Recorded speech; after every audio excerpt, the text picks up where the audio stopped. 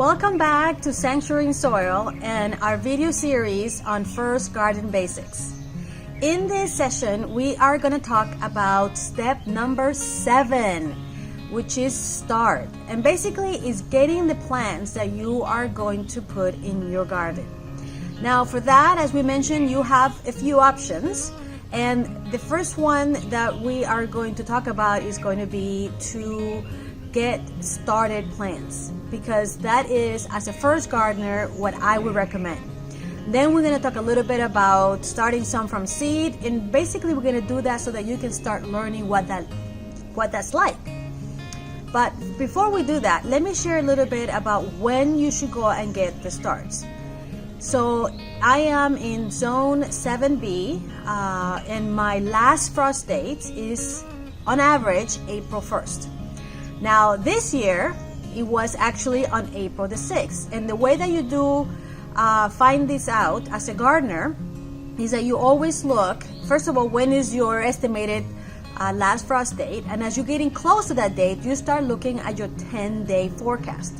And as you are looking at your 10-day forecast, you will know whether there is any potential possibility that you're going to go below that scary 32-degree Fahrenheit or 0 Celsius in the next 10 days. If once you pass your last frost date, there is no insight for 10 days that's going to happen, then normally you are in a safe zone to start planting your plants. Now, like I mentioned, my last frost date approximately is April 1st, but it actually happened on April 6th. And so I was watching that, and what I actually have done is I did plant in my garden a few of my frost-hardy plants, meaning the plants that can stand to be below 32 degrees or 0 Celsius for a little while. I actually started planting those before April 1st. I did it about the end of March. And what did I plant? Things like lettuces or kale or radishes, things that, or peas, things that could stand a little bit of frost but not too much. Then for anything else, I definitely wanted to wait until the last frost date or the potential danger of going under frost. And so what I did is actually around Saturday the 9th, because the actual last frost day was on April 6th. So on Saturday the 9th is when I planted a lot of my plants, not all of them. The plants that I did put in the garden are the ones that need to be above 32 degrees, but they don't really need to be that warm. So like my tomatoes, my herbs, like my basil, etc. So all those plants are in the garden now. And then what I haven't planted yet, and right now I think it's April 21st when I'm recording this video, I still have not planted the plants that do enjoy heat. Things like peppers or okra or eggplants. And the reason for not doing that is because even though it's not going below 32, if they are too cold, especially at night, they could be stunted. And I don't want my peppers to be stunted because those are my favorite. So I'm carefully caring for them. As you can see, they are here. These are the plants that I started, and they're looking great. Hopefully you can see them. And they're looking great. So I take them out to enjoy the sun during the day, and then I bring them inside. There will be another video which I'll link. I put a link to it underneath it once I've done it to show you how I grow my plants from seed. Okay, so but let me go back and say that the number one recommended way for first gardener, because remember this is First Garden Basics, is for you to get your plants from started plants. And as I mentioned in prior videos, you can get them everywhere. You can get them on Home Depot, on Lowe's, even in your grocery store. But you have to first make sure that you have your list, because you want to be able to have a plan. Otherwise, you can be tempted to go way out there and buy much more than you need, have space for, and even want to manage at the beginning. And so when you go to those places, and by the way, as a gardener that I'm in my several seasons, I still buy starter plants. And this, for example, is lavender. I like to sometimes get them started so that this is a little easier sometimes, right? And here is lemon thyme, which is wonderful. And then here I have well, I don't even have a thing in there, but anyway, so this is my parsley. So I bought some that are started, and I actually wanted to have some celery, so I bought them started, and I'm going to plant them right away. So as you can see, even as an experienced gardener, not an expert, but an experienced gardener, I still buy starter plants. Nothing wrong with it. You know, as a first-time gardener, that's what I recommend. So you know where to go, but make sure do not buy them until after the danger of your last frost date. Then have a plan, because you don't want to end up with a bunch of extras. Don't be tempted.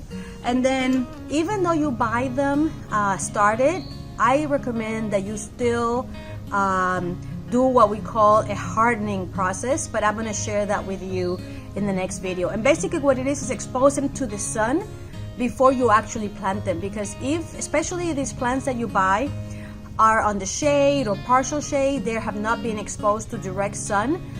If you put them in your garden and they are going to be exposed to direct sun, then you might risk damaging them. Okay, so that's with the starter plant, so do that. Now if you are going to be starting from seed, and I do recommend that you start some from seed, that you do it only so that you can start learning about it, right?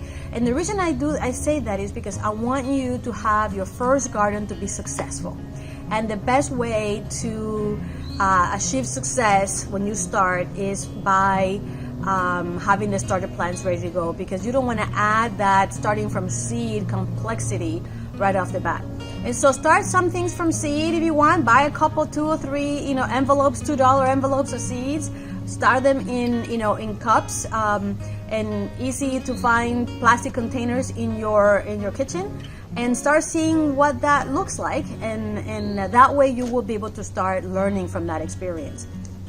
Some of the things that you need to consider when you do that, like I mentioned, the containers, and you can do it from the solo cups or yogurt cups, anywhere really, right? And then you do need to get some soil. Doesn't have to be seed starting soil. It will be good if you did, but I usually actually use just potting soil, and that's what I use because it's worked for me, and I don't feel that I actually have to use the more expensive seed starting soil.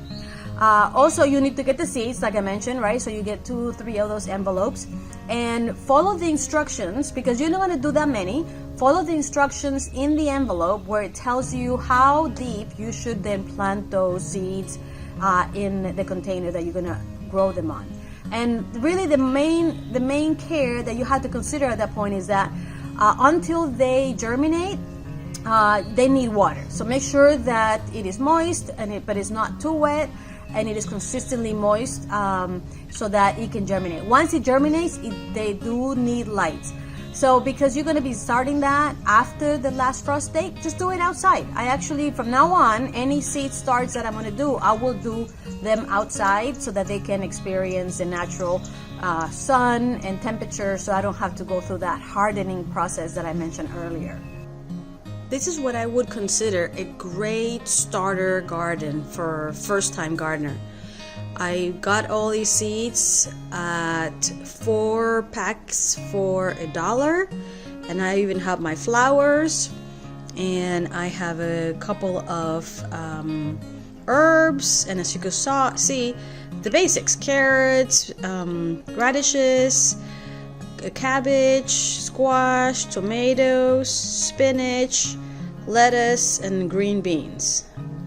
If you're a first-time gardener, this is great. And all of these for so it's 4 for $1. So 1, 2, 3, 4, 5, so $6, and you have your garden for your first garden.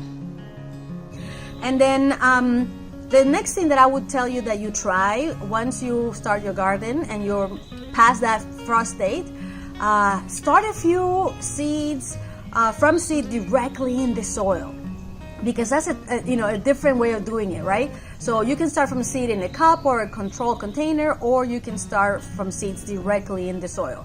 I do a little bit of everything. As you can see, I have lots of starter plants in here. I don't know if you can see them down here. I probably had 200 plants that I started from seed in my own containers. But I'm actually planting also directly on the soil, things like peas, some flowers, especially sunflowers that they really don't like to be disturbed. Even things like squash and zucchini, they prefer if you do them from the soil. Now, the reason you don't want to do so much directly in the soil is because the seedlings, and that's the name of the little baby plants, they're very vulnerable when they are, starting from soil in your garden soil. And vulnerable means that if you have any bugs, they are more likely to attack them, and the plants don't have the strength to fight it off. And that's why I want you to try to start some seeds in control containers and in the soil so that you experience that.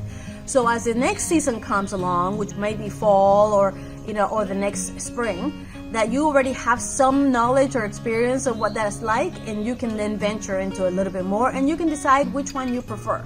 All right, so I hope that this gave you some information that will be helpful on how to start your first garden. And in the next session, I'm going to go over step number 8, which is move. And what I mean by that is once you buy your plants in their containers, whether from the store or whether you grow them from seeds, you have to move them from these controlled environments into the soil. And so I'm going to show you in the next video what that is like, so that you can do it in a way that not guarantees, but gives you a better chance of success once the plants are transplanted.